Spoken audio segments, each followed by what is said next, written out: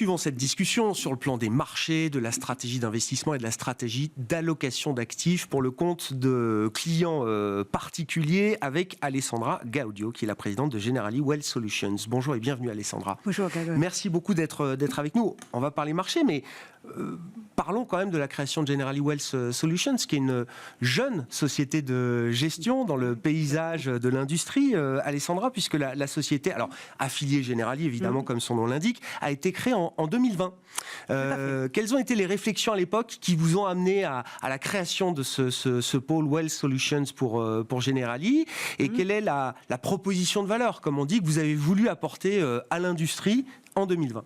Bien sûr.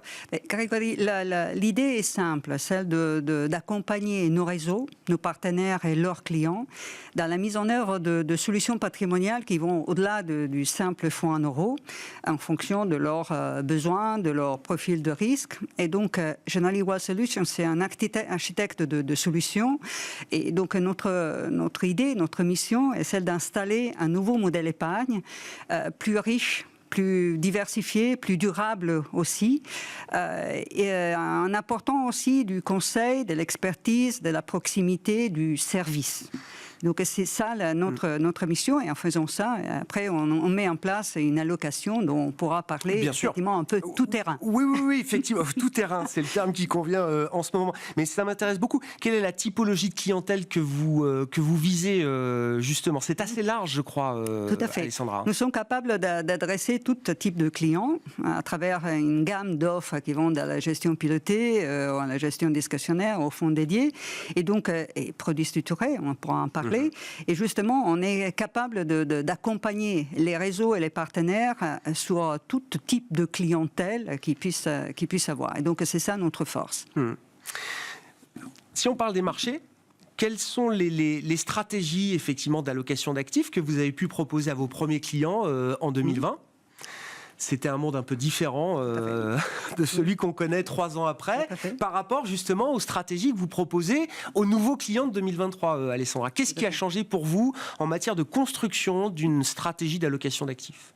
Nous sommes capables de s'adapter effectivement au marché, on en parlait tout de suite, mais ce qui est important pour nous, c'est une approche globale, donc une approche qui se base de façon claire et encore une fois simple. Simple pour nous, c'est un mot très important parce qu'on doit être bien compris par les clients, par une approche simple et claire qui est celle de la diversification. En fait, à l'intérieur d'une approche globale, nous portons l'idée d'insérer des actifs qui sont corrélés, plus ou moins corrélés au marché, et donc on l'articule autour d'un triptyque qui est celui assez simple, encore une fois, d'un tiers fonds en euros, un tiers actifs traditionnels dans lesquels on peut trouver des actions, des obligations en fonds, en titres vifs, en totale liberté de choix, c'est-à-dire en architecture ouverte, et après des actifs un peu moins traditionnels, disons à travers des produits structurés, des fonds immobiliers, du private equity, du private debt, des fonds infrastructure. Donc un tiers, justement pour être toujours tout terrain.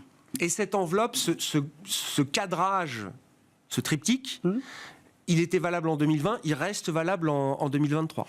Oui, il reste valable parce que de toute façon, ça permet de travailler effectivement les portefeuilles.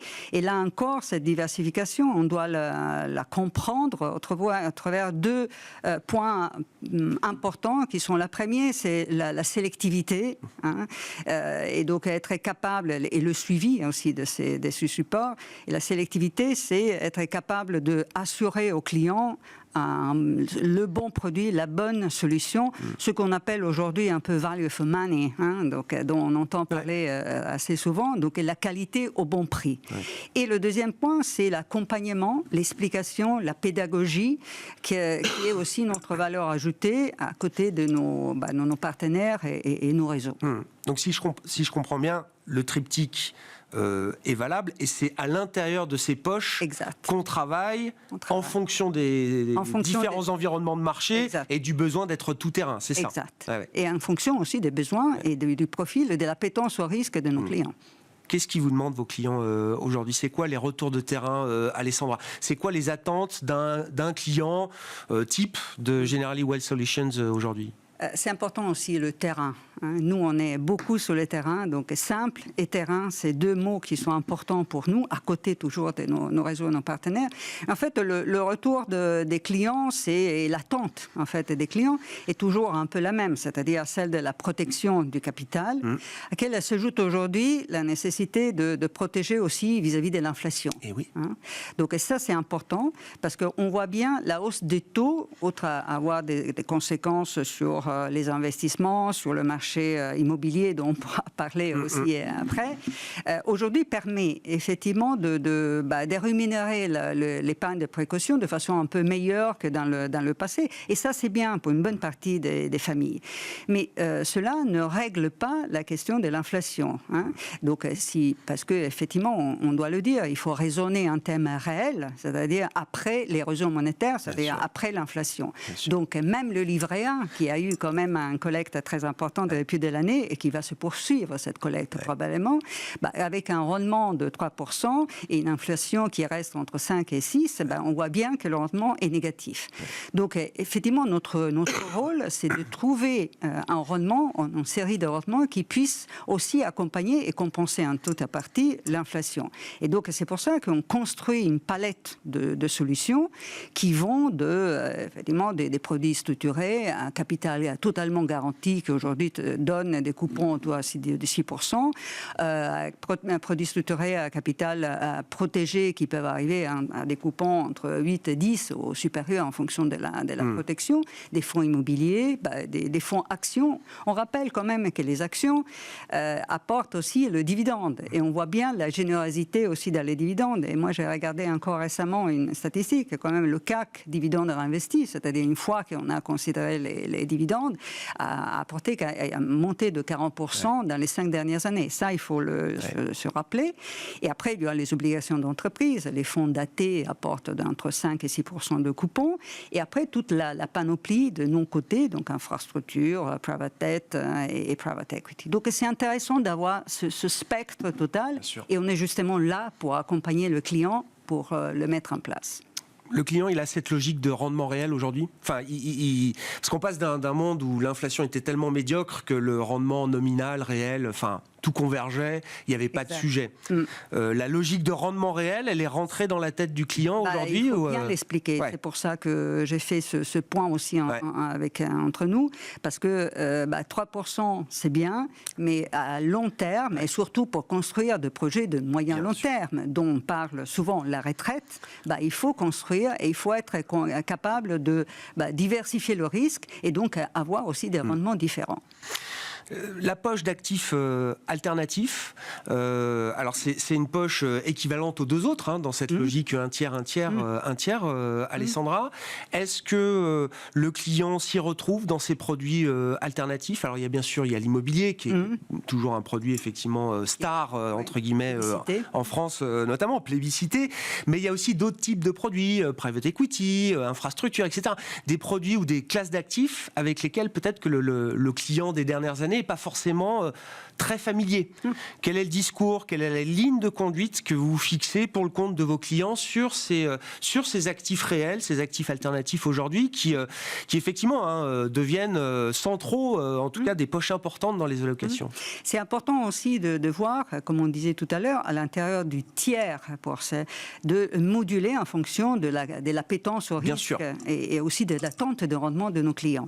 Donc justement, dans ce tiers, il y a des produits structurels, et il y a aussi ces non-cotés qui commencent à devenir intéressants parce que d'abord, il y a un impact sur l'économie réelle qui est important. Donc, c'est un discours aussi qui passe vis-à-vis des clients. Et après, comme vous dites, justement, il faut l'expliquer. Il faut expliquer la nécessité d'avoir un peu de temps devant soi pour avoir effectivement ce rendement. Et après, expliquer que c'est une partie du portefeuille qui peut effectivement porter des rendements intéressants et donc qui fait partie de la diversification nécessaire. Donc, private equity, private debt, fonds infrastructures qui sont articulés aussi autour de la dette et du capital, de l'equity. Et donc, c'est intéressant aussi et qui peuvent être assez réels, le nom le dit, pour faire comprendre effectivement aux clients l'impact et donc le côté réel, concret des investissements. Dans une logique moyen-long terme, on parle d'allocation d'actifs stratégiques pour plusieurs années, pour le compte des clients. Alessandra, l'immobilier, le private equity offre déjà des opportunités là, aujourd'hui, maintenant, ou est-ce que le moment d'opportunité est encore un peu plus devant nous, pour dire les choses, Alessandra? Mais à notre avis, par exemple, sur l'immobilier, le moment d'opportunité viendra plutôt dans la deuxième partie de l'année. On le voit bien, le marché immobilier est passé d'un marché de vendeurs à un marché d'acheteurs. La question est que les acheteurs ne se bousculent pas au portillon, comme on dit, parce qu'effectivement, il y a des conditions d'octroi du crédit qui se sont durcies, il y a la hausse des taux, et donc les échéances des prêts deviennent plus importantes. Il y a des prix encore élevés. Oui. Ça, il faut le noter. Et après, donc, on le voit dans toutes les statistiques. Donc, moins 26% de ventes en immobilier depuis le début de l'année. Le hausse de taux, donc la baisse de l'octroi des crédits, la baisse la plus importante en 20 ans, moins 45% à un an. Donc, ça, il faut le noter. Et donc, effectivement, il y a un peu d'attente sur le marché. Et donc, il y a encore des conditions dans lesquelles on pourra avoir de la volatilité et, disons-le, un potentiel de baisse. Donc nous, on pensons que ce sera mieux de se positionner dans la deuxième partie de l'année, mais c'est intéressant parce que justement, ça devient un marché d'acheteurs et donc nous, on sera là pour acheter au bon moment. Ouais. Effectivement, oui, ça renverse complètement la situation de ce marché immobilier avec des vendeurs qui semblent un peu réticents à ce stade à baisser leur prix. Enfin, il y a quand même ce biais de montée permanente des actifs immobiliers depuis plusieurs années qui marque les esprits de ceux qui veulent vendre aujourd'hui, d'une certaine manière. Surtout dans l'immobilier parisien, on a été mal habitués. Ouais. Mais c'est intéressant parce que nous pensons que dans certaines, justement, on parle d'immobilier, mais il y a des immobiliers. On le sait bien, dans la logistique commerciale, après le résidentiel, après première couronne, centrale, etc. Donc il faut aussi travailler ce momentum-là. Donc on aura des opportunités. Il y a une liste d'incertitudes aussi qui s'allonge. On en parlait encore récemment dans l'immobilier, par exemple commercial aux États-Unis, est très porté par les banques régionales. On sait très bien la difficulté des banques régionales, donc il pourrait y avoir aussi un cercle vicieux qui crée quelques problèmes dans. Oui, il y a des poches de vulnérabilité identifiées et importantes. Il faut les identifier, les suivre et utiliser aussi ça pour prendre des opportunités sur le marché. Dans quelle mesure les produits structurés sont également des produits intéressants pour protéger son capital, en absolu et en relatif, contre l'érosion de l'inflation également? Quel type de rendement on trouve aujourd'hui sur des produits structurés, Alessandra? Et puis j'ai bien aimé le terme simple que vous avez employé. Il faut un discours simple, et pas simpliste, mais il faut un discours simple vis-à-vis du client. C'est typiquement le genre de produit qui, à un moment dans l'histoire, ont pu paraître un peu trop compliqués, un peu trop sophistiqués, et on pâtit, j'allais dire, de cette image. Mais depuis quelque temps, effectivement, ce sont des produits qui reviennent grandement sur le devant de la scène. Justement, comme vous dites, il faut être simple et pas simpliste. Et en plus, la hausse des taux donne la possibilité aujourd'hui de construire des produits structurés à capital garanti. Ça change quand même la donne.